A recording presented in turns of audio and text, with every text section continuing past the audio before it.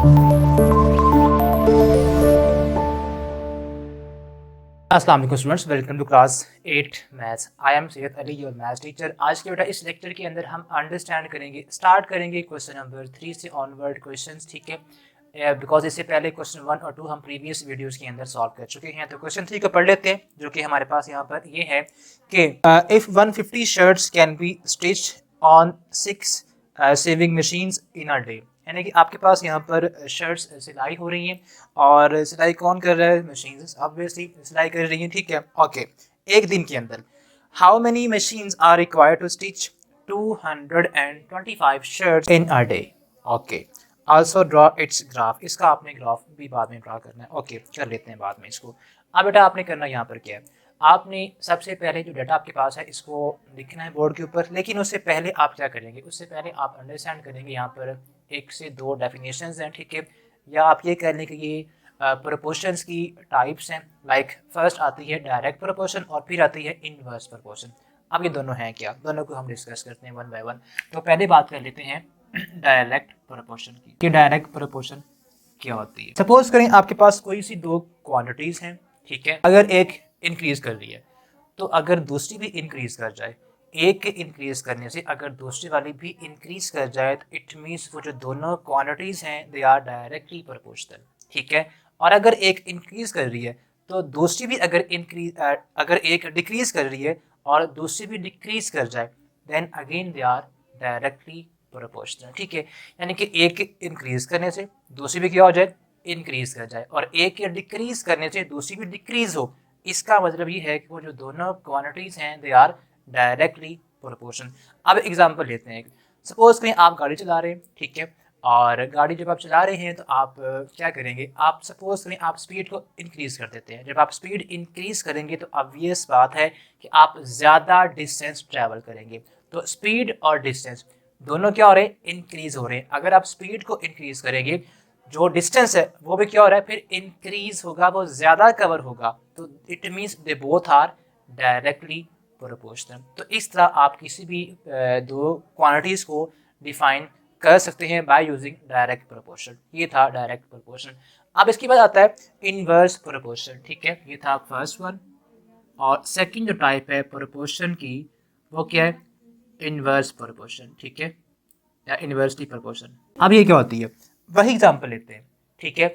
अगर आप क्या करें, अगर आप स्पीड को इंक्रीज करते हैं तो आप जल्दी किसी अपने जो आपका कहने के घर है, टारगेट है, जहाँ पे आपने पहुँचना है, जल्दी वहाँ पहुँच जाएंगे। मतलब कि अगर आप स्पीड को इंक्रीज करेंगे तो टाइम आपका कम लगेगा। एक चीज़ आप इंक्रीज कर रहे हैं, दूसरी अब कम हो रही है। तो अगर एक चीज़ के बढ़ने से दूसरी जो क्वांटिटी है वो डिक्रीज कर रहे है, वो कम हो जाए, तो वो क्या होगी, वो जो प्रोपोर्शन होगी वो क्या होगी, वो इनवर्सली प्रोपोर्शन होगी। यानी कि अगर आप किसी एक क्वांटिटी को इंक्रीज करें, दूसरी क्या हो जाए, डिक्रीज हो जाए। या अगर आप एक को डिक्रीज कर रहे हैं, उसकी वजह से दूसरी इंक्रीज कर जाए, तो उसको हम क्या बोलते हैं, बोथ आर इनवर्सली प्रोपोर्शनल, ठीक है। एग्जाम्पल हमने स्टार्ट में बात की कि अगर आप स्पीड को इंक्रीज करेंगे तो क्या होगा, आप विद इन यानी कि जल्दी अपनी जो टारगेट है, अपना जो ऑफिस है वहाँ पहुँच जाएंगे, या अपना स्कूल वहाँ पर पहुँच जाएंगे। तो इस तरह आप किसी भी 2 जो क्वालिटीज़ हैं उनको डिफाइन करते हैं बाय यूजिंग या तो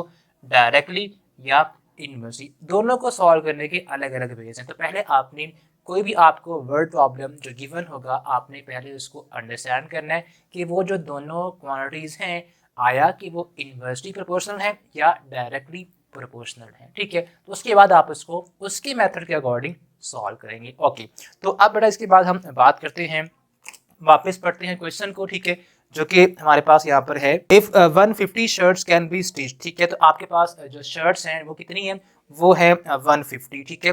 तो लिख लेते हैं यहाँ पे इसी डाटा को, इसको आप यहाँ से अब रेज कर दें ताकि हम प्रॉपर क्वेश्चन को स्टार्ट कर सकें। तो आपके पास क्वेश्चन की जो स्टेटमेंट है वो हमें कहती है कि हमारे पास शर्ट्स वो स्टिच हो रही हैं, और स्टिच हो रही हैं थ्रू मशीन्स। लाइक आपके पास जो फर्स्ट डाटा है वो किसके रिस्पेक्ट से है, किसके बिटवीन है, आपके पास वो है शर्ट्स, शर्ट्स की बात हो रही है, और यहाँ पर हम बात कर रहे हैं मशीन्स की, ठीक है। यहाँ सिंपल लिखिए, ये हमारे पास 2 क्या है, दे बोथ आर, यानी कि दो हमारे पास क्या है, क्वांटिटीज़ हैं, एक हमारे पास शर्ट्स है और एक शर्ट है, एक हमारे पास क्या है, मशीन है। अब देखिए इनमें आपके पास जो फर्स्ट जो गिवन है, ठीक है, वो हमारे पास क्या है, वो हमारे पास है 150 शर्ट्स, और इनको कह लें कि सिलाई कर रहा है मशीन्स जो कि कितनी है, 6 हैं, दैट्स इट। अब ये आपके पास फर्स्ट हैंड डाटा आ गया। अब उसके बाद फर्दर गिवन है हाउ मैनी मशीन्स, कितनी मशीन्स, हमें उसका नहीं पता, जो कि हमने फाइंड करनी। तो आप लेट कर लें एक्स विद द मशीन, जिसको आपने फाइंड करना है उसको आपने एक्स का नाम देना है हमेशा, ठीक है। तो स्टार्ट के अंदर ये आप लिख रहे हैं यहाँ पर लेट, ठीक है, जिसको आप कहाँ लिखेंगे, यहाँ पे इसके नीचे लिखेंगे एक्स विद द मशीन। ये वर्टिकल वे है इस डाटा को डिस्क्राइब करने का, ठीक है। और अब हमने स्टिच करनी है 225 शर्ट्स, तो उसके लिए आपको कितनी मशीन चाहिए, उतने ही टाइम के अंदर, ठीक है। यानी कि पहले एक दिन के अंदर इतनी शर्ट सिलाई हो रही है, अब इसी एक दिन के अंदर आपको इतनी शर्ट सिलाई करनी है, तो ऑब्वियस बात है आपको मशीन्स को फिर इंक्रीज करना पड़ेगा, ठीक है। अब देखिए पहले आप इसको देखिए कि ये डाटा जो हमारे पास है क्या ये डायरेक्टली प्रोपोर्शनल है या इनवर्सली प्रोपोर्शनल है। ओके, देखते हैं। अगर अगर आप शर्ट्स को इंक्रीज करेंगे, अगर आप नंबर ऑफ शर्ट्स को इंक्रीज करते हैं, तो ऑब्वियस बात है आपको मशीन्स भी इंक्रीज ही करनी पड़ेगी, तभी आप ज़्यादा शर्ट्स को स्टिच कर सकते हैं। तो इट मीन्स अगर ये इंक्रीजिंग है तो ये भी क्या होगी, ये भी इंक्रीज ही करेगी। अगर एक चीज़ इंक्रीज करेगी उसके रिस्पेक्ट से दूसरी भी क्या कर जाए, इंक्रीज कर जाए, तो इसका मतलब क्या है, बोथ आर डायरेक्टली प्रोपोर्शनल, ठीक है। जब दोनों डायरेक्टली प्रोपोर्शनल है तो आपने फिर इस वर्टिकल डाटा को, ठीक है, किस में कन्वर्ट करना है, इन टर्म्स ऑफ फ्रैक्शंस या रेशियोज की हम बात करते हैं। अब वो कैसे होगा, यहाँ पे लगाएं इक्वल का सिंबल। अब यहाँ भी आएगी फ्रैक्शन और यहाँ भी आएगी एक फ्रैक्शन। अब इनमें क्या किन की आएगी फ्रैक्शन, उसकी बात कर लेते हैं। अब एरोस आपकी बहुत यहाँ पे हेल्प करेंगे। जहाँ से एरो स्टार्ट होगा उसको आपने लिखना है ऊपर, यानी कि वो फ्रैक्शन क्या होगा, न्यूमरेटर, जहाँ से एरो स्टार्ट होगा। तो 225 यहाँ पर ऊपर आएगा, बिकॉज यहाँ से एरो स्टार्ट हो रहा है, यानी आपका ये वाला एरो, तो ये बनेगा 225 ऊपर आएगा और नीचे आएगा 150। सेम आपने कॉन्सेप्ट यहाँ पे अप्लाई करना है। एरो स्टार्ट कहाँ से हो रहा है, एक्स से स्टार्ट हो रहा है और यहाँ पे आएगा 6, ठीक है। अब एरोस बेटा आपने बड़े डाटा को कॉन्शियसली अंडरस्टैंड करके लगाना है, ठीक है। अगर तो वो डाटा जो आपकी गिवन क्वांटिटीज हैं डायरेक्टली प्रोपोर्शनल है तो दोनों एरोस अपवर्ड होंगे। अगर वो जो आपका डाटा है, वो जो आपकी क्वांटिटीज हैं वो इनवर्सली प्रोपोर्शनल है, तो एक एरो तो ऊपर ही होगा लेकिन ये डाउन हो जाएगा। वो आगे जब नेक्स्ट क्वेश्चन आएगा ना तो मैं आपको बता दूंगा उसकी भी एग्जांपल के साथ, ठीक है। अब इसको आपने बस सॉल्व करना है। सॉल्व किस तरह करेंगे, इसका मेथड एक है क्रॉस मल्टीप्लिकेशन। क्रॉस मल्टीप्लिकेशन के थ्रू अब आपने इसको सॉल्व करना है। सोचें जरा कैसे करते थे, आपने प्रीवियस क्लासेस के अंदर इसको सॉल्व किया होगा, ठीक है। सोचें जी, कुछ समझ आया कैसे आप करते थे। आपने करना है, यानी कि आपके पास ये जो आपकी डिनोमिनेटर्स हैं इसको आप करेंगे इससे मल्टीप्लाई ऐसे, और इसको करेंगे इससे मल्टीप्लाई, ठीक है। कि एरोस आपने नहीं लगाने, बस मैंने आपको समझाने के लिए लगा के दिए, ठीक है। तो अब ये नंबर जो 150 है ये x से मल्टीप्लाई होगा, तो ये बनेगा सिंपल, आप अगर देखें 150x हो जाएगा, ठीक है। और ये 6 इसके साथ जब मल्टीप्लाई होगा तो ये आएगा 225 इंटू 6, ठीक है। अब इनको आप करें सॉल्व, बड़ा आसान काम है, ठीक है। यूज़ करेंगे आप कैलकुलेटर, जो कि हमारे पास यहाँ पर 225 को आपने करना है मल्टीप्लाई विद 6, ठीक है। तो ये आएगा 1350 इज इक्वल्स टू 150x, वैसे ही आएगा। अभी चलें इसको लिख लें डाउन, वैसे ही कर लें। अब देखें x हमने फाइंड करना है, बिकॉज हमारे पास क्या है, x क्या मशीन्स थी, इसको आपने फाइंड करना है। तो x के साथ क्या हो रहा है, मल्टीप्लाई 150। यहाँ पर अगर ये मल्टीप्लाई हो रहा है तो इधर आके क्या होगा, डिवाइड होगा, ठीक है। ओके, तो यहाँ लिखिए 1350 over 150 is equals to x। अब आपने डिवाइड करना है 1350 को 150 से, देन इट कम्स 9। तो आपको क्या चाहिए बेटा, आपको चाहिए टोटल 9 मशीन्स। पहले आपको 6 मशीन्स वो काम परफॉर्म करके दे रही थी, लेकिन अगर आप शर्ट्स को इंक्रीज करेंगे तो फिर आपको यहाँ पे x जो है वो 9 है, करना पड़ेगा आपको। 9 मशीन अब रिक्वायर्ड होंगी। तो आपने अब जो आंसर है वो वर्ड स्टेटमेंट की फॉर्म में ही देना है, ठीक है। तो आप यहाँ पे लिखें नाउ 9 मशीन्स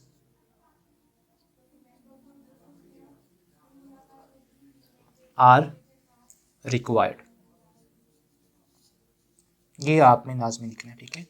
बिकॉज एक्स हमारे पास कुछ नहीं था, उसको हमने खुद लेट किया था। तो आपने अब जो एक्स की वैल्यू है उसको स्टेटमेंट की फॉर्म में डिस्क्राइब करना है, ताकि हमें एक्स की जो वैल्यू है वो प्रॉपर एक स्टेटमेंट की फॉर्म में मिल जाए, ठीक है। तो हमारे पास जो रिक्वायर्ड था वो एक स्टेटमेंट की फॉर्म में मिल जाए। ओके, ये था क्वेश्चन नंबर 3। होप सो आपने इसको अंडरस्टैंड कर लिया होगा। ओके, मूव ऑन करते हैं इसके बाद क्वेश्चन नंबर 4 के ऊपर। तो अब आपने क्या करना है, अब आपने इसके बाद हमें क्वेश्चन के अंदर कहा गया था कि आपने ग्राफ भी ड्रा करना है। तो अब इसका हम ग्राफ ड्रा करते हैं। ग्राफ ड्रा बड़ा आसान है करना, बिकॉज जो आपको गिवन यहाँ पर क्वांटिटीज़ हैं इनको आप यूज़ करेंगे। लाइक हमारे पास क्या है, आप लिख लें कि हमारे पास जो शर्ट्स हैं जो प्रोडक्शन हो रही है, ठीक है, उसको आपने ड्रा करना है इस वे के अंदर। लाइक ग्राफ कैसे बनेगा, तो ये आपके पास लाइनें हैं, ये वर्टिकल लाइन होती है और ये होती है हॉरिजॉन्टल लाइन, ठीक है।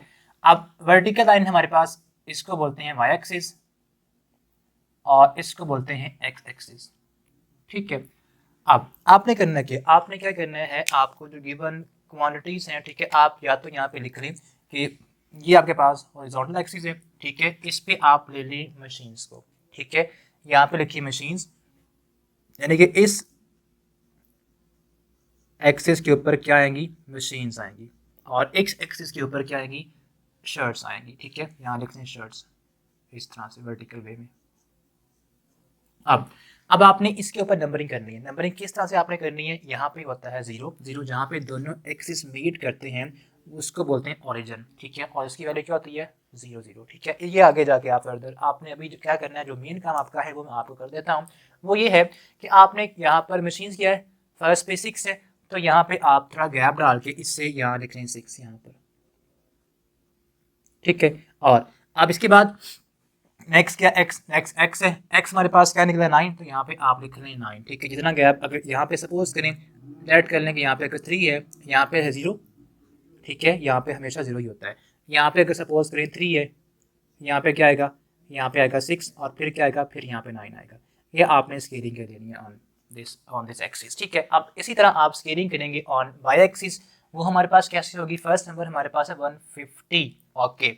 तो obvious बात है ये नंबर अगर हम करें 50 के मल्टीपल्स में इसको लिखिए, ठीक है। यानी कि हमारे पास जो यहाँ पर नंबर्स हैं वो ये दो नंबर्स हैं, इनको आपने प्लॉट करना है। अगर हम यहाँ पे करें 150 को, मान लें कि ये क्या है, ये 150 है, लेकिन आपका बेहतर है कि यहाँ पे स्केलिंग आप कुछ और करें। लाइक अगर आप स्केलिंग करें 50 की, यहाँ पे आप लिख लें 50, इंटरवल स्मॉल कर लें, यहाँ पे कर लें 50। अब इतना ही गैप आपने यहाँ पे देना है, ये होगा 50 + 50 100। अब यहाँ पे क्या आएगा, यहाँ पे आएगा अगेन 50 प्लस करेंगे तो ये आएगा 150, अगेन 50 प्लस करेंगे तो आएगा 200, अगेन 50 प्लस करेंगे तो आएगा 250। ये स्केलिंग आपने बेहतर है कर लेनी है, ठीक है, ताकि आपका जो ग्राफ है बिल्कुल एक्यूरेट बने, बिल्कुल स्ट्रेट लाइन बने, ठीक है।